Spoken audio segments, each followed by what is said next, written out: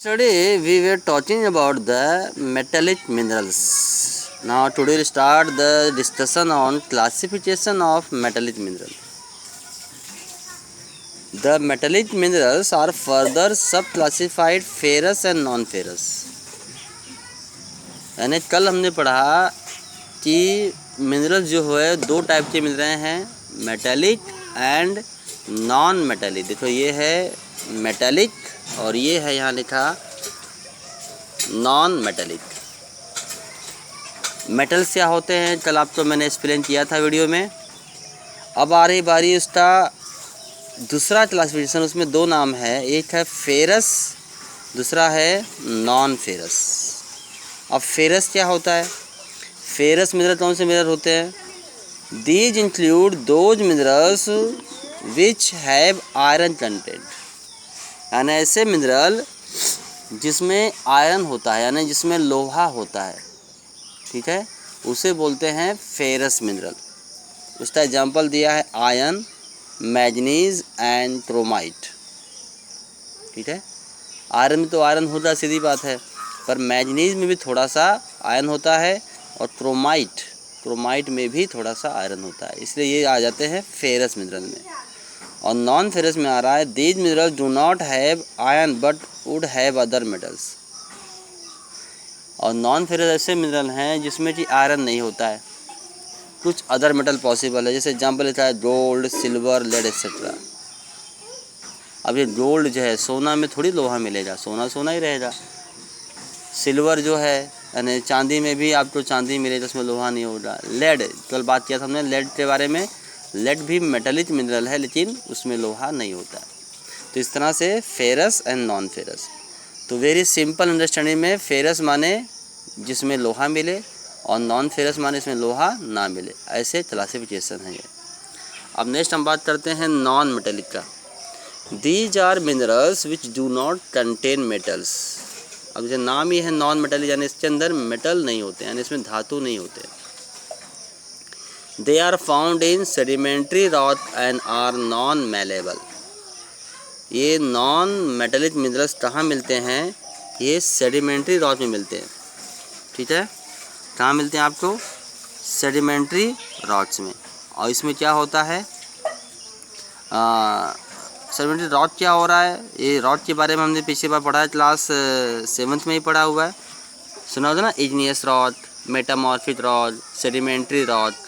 तो sedimentary rocks में मिलते हैं नॉन मेटेलिक मिनरल्स, और ये नॉन मेलेबल है, यानी इनको पीठ पे ऐसा लंबा करना, पतला करना, नॉन डक्टाइल यानी उससे तार बनाना, और लस्सर यानी चमक, ये इसमें नहीं होती। इसकी पहचान सिंपल है नॉन मेटेलिक की, कि जो मेटेलिक होते हैं वो मेलेबल होते हैं, यानी उसको पीट के पतला करना, लंबा करना, चौड़ा करना, ठीक है, पतला करके उसके बाद उससे तार बनाना, उससे वायर बनाना, ये सब उसमें पॉसिबल है। पर ये जो मिनरल ये सब नहीं कर सकते, ना तो मेलेबल है, ना डक्टाइल है, और ना ही इसमें लसर, ना ही कोई चमक होती है। धातु जो होते हैं सोना, चांदी, पीतल, लोहा, ये सब, स्टील, ये सब में क्या चमक होती है, पर इनमें जो होते हैं इनमें कोई चमक नहीं होती है नॉन मेटेलिक में।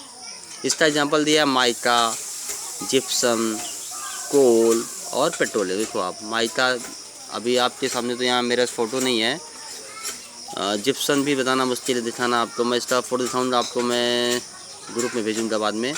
कोल तो जानते हो आप, कोयला होता है, तो कोयला चमकता है नहीं, तो ये सब होते हैं non metal. Now about the ore. Any naturally occurring mineral or reagent or mineral from which economically important constituent, especially metal, can be extracted. कोई भी नेचुरली जो occurring minerals होते हैं, जो इकोनॉमिकली इम्पोर्टेंट होते हैं, ठीक है, नेचुरली occurring मिनरल्स और मिनरल्स रिलेटेड जो होता है ये निकाल जा सकता है मेटल से, दे कैन बी एक्सट्रैक्टेड। अब रही बात रॉक क्या होता है? It is a naturally occurring solid aggregate of minerals. पहाड़ जिसको बोलते हैं चट्टान से सॉलिड एक साथ ग्रुप में नेचुरली हमको मिलता है mineral. The earth outer solid layer the lithosphere is made of rock. Earth जो आउटर सॉलिड लेयर है, जो हमारा जो है ऊपर नज़र आ रहा है, ये सब यहाँ तो मिट्टी है, और जहाँ मिट्टी नहीं होती वहाँ पे रॉक मिलते हैं। ये आउटर लेयर लिथोस्फीयर है और ये रॉक से बना हुआ है, यानी अर्थ जो आउटर लेयर है वो रॉक से बना हुआ है। यहाँ भी रॉक है क्या, देखो आपको नज़र आ रहा है, यहाँ से सब मिट्टी नज़र आ रही है आपको, लेकिन मिट्टी तो है, लेकिन मिट्टी से आप उसको डिजर्व करेंगे, नीचे जाएंगे करीब 50-100 फुट चले जाएंगे आप, तो नीचे आपको यहाँ पत्थर ही पत्थर मिलेंगे। यहाँ भी पत्थर है और सब पत्थर ही पत्थर नीचे, रॉक ही रॉक भरे हुए नीचे मिट्टियाँ नहीं है, मिट्टी सिर्फ ऊपर ही है। ठीक है, तो ये आपका हो गया रॉक।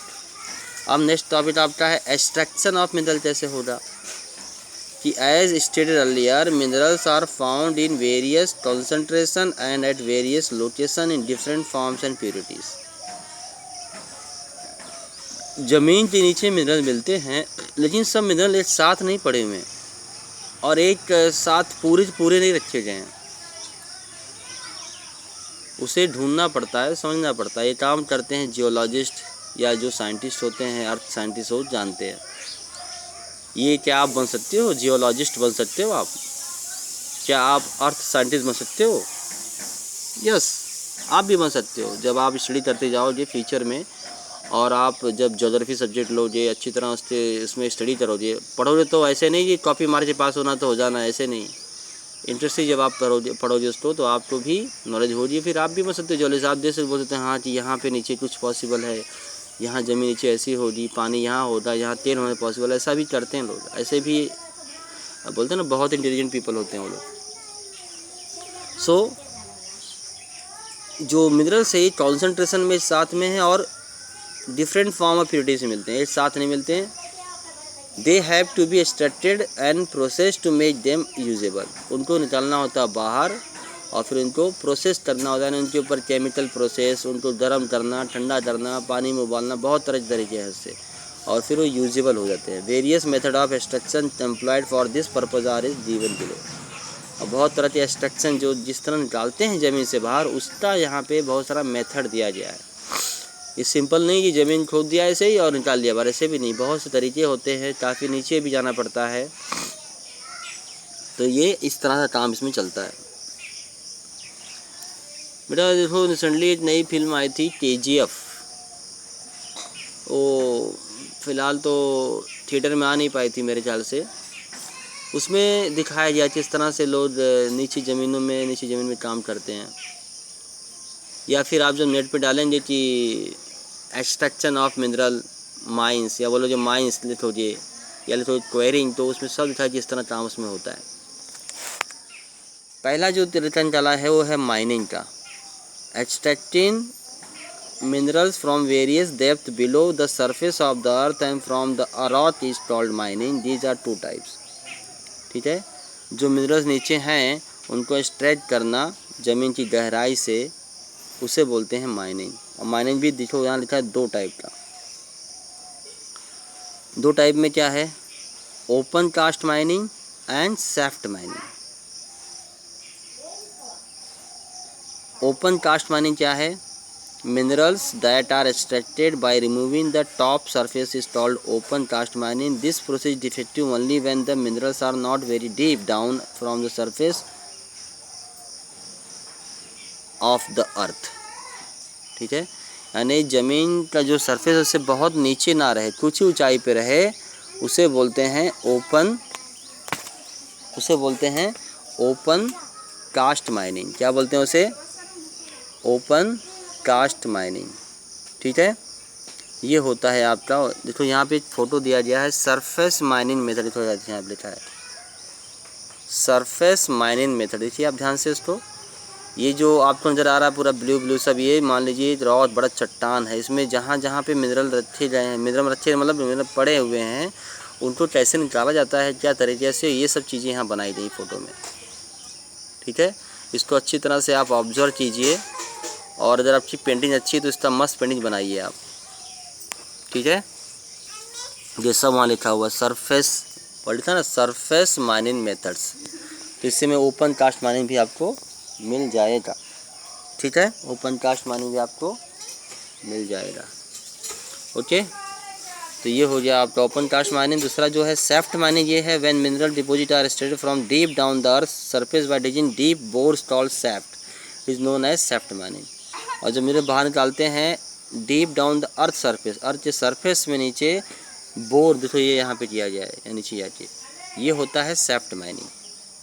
ठीक है, इसी में और भी टाइप है, इसमें ड्रिलिंग भी है, क्वेरिंग भी है, ये हम करते हैं नेक्स्ट वीडियो में। तो ये सारा जो फोटो यहाँ पे दिया गया है इसको अच्छी तरह से आप ऑब्जर्व कर लीजिए कि किस तरह से हम निकालते हैं मिनरल्स को अपने यूज़ के लिए। Till then take care.